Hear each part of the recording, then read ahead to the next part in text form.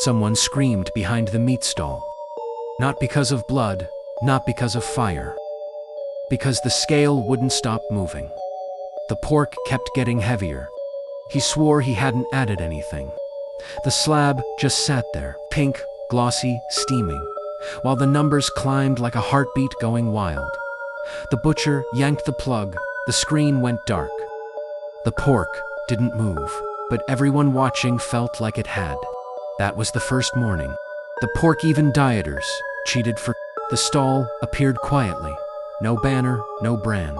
Just a hand-painted sign that said, "Pork, one cut." No exceptions. No prices, no menu, no explanation. The butcher was thin, not sickly, just sharp, like he'd been carved instead of born. He didn't shout, didn't advertise. He waited. And somehow, people came. At first, it was construction workers. Then, office employees. Then runners who only stopped to stretch, never to eat. Until they did. A woman in workout clothes stood at the edge of the stall, checking her watch. She ordered water. She said she was on a cleanse.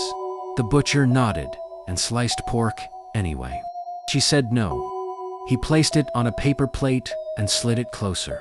She stared at it like it had spoken. She took one bite. Her shoulders dropped. Her breathing slowed. She didn't smile. She didn't frown. She just said, "I'll take more."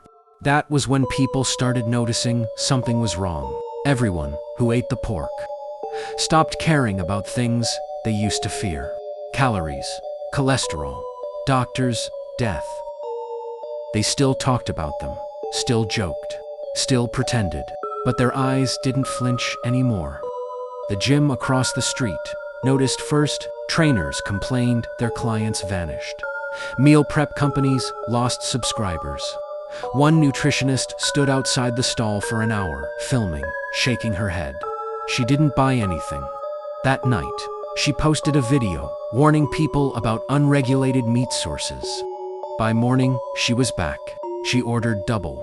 The pork tasted different depending on who you were. That's what people said. Some tasted sweetness, others salt. Some swore it reminded them of childhood, of kitchens long gone, of hands that used to cook for them and never would again. No seasoning list could explain that. The butcher never spoke about the pork. When asked where it came from, he said, "From those who needed it." People laughed. They always laughed. Then someone noticed the portions getting bigger. Not on purpose. The butcher cut the same way every time. Same knife, same motion. But customers swore the meat expanded when it hit the grill. A thin slice fed to people. A normal serving left people full for hours. A large cut made a grown man sit down and cry without knowing why. The smoke smelled wrong too. Not burnt, not rotten, just familiar. Like skin warmed by the sun. A man named Eric came every morning at 6:10. Eric was strict. Macro counting, six-pack, strict. He filmed his meals, weighed his food, preached discipline. On day 1, he only watched. On day 2, he asked questions. On day 3, he ordered just a bite. He didn't post that day. On day 4, he ordered pork and said nothing. On day 5, his channel uploaded a video titled, "Why Rules Are Killing You." It got more views than anything he'd ever made. By the end of the week, Eric stopped coming. Not because he quit pork, because he didn't need to. People who ate the pork stopped getting hungry, not right away. At first, they just skipped snacks, then meals, then entire days. Doctors were confused. Blood tests came back clean. Weight stayed stable. Energy levels were calm. To calm. One woman didn't eat anything else for 11 days. She said she felt complete. When her husband begged her to stop going to the stall, she asked him why he was so afraid of being full.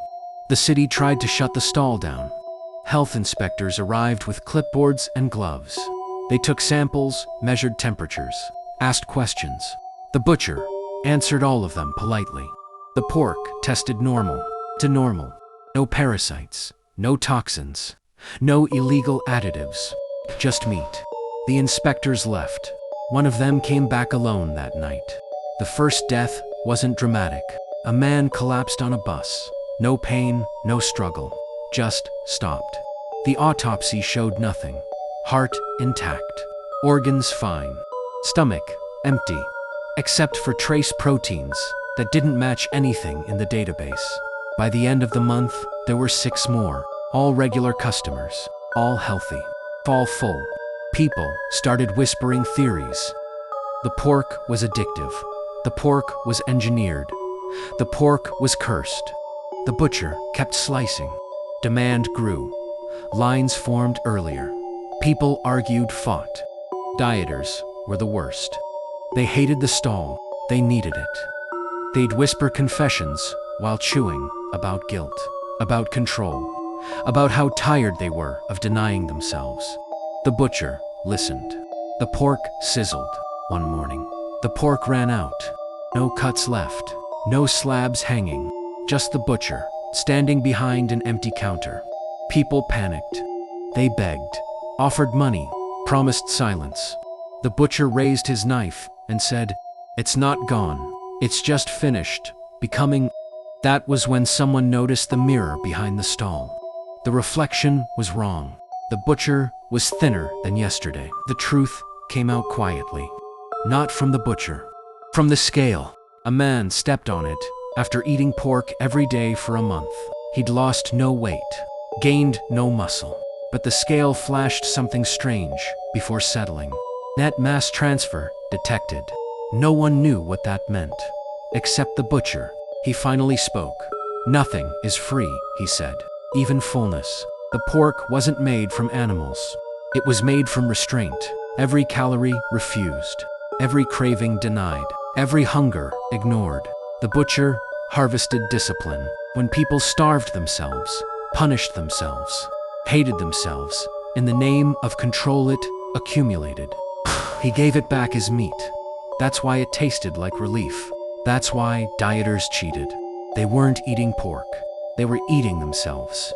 When the butcher disappeared, the stall was gone. So was the hunger. People stopped craving food. Some stopped craving anything at all. Hospitals filled with patients who said the same thing before fading away. "I don't need more." And somewhere, in a quiet street, a new sign went up. Fullness, one cut. Note exceptions.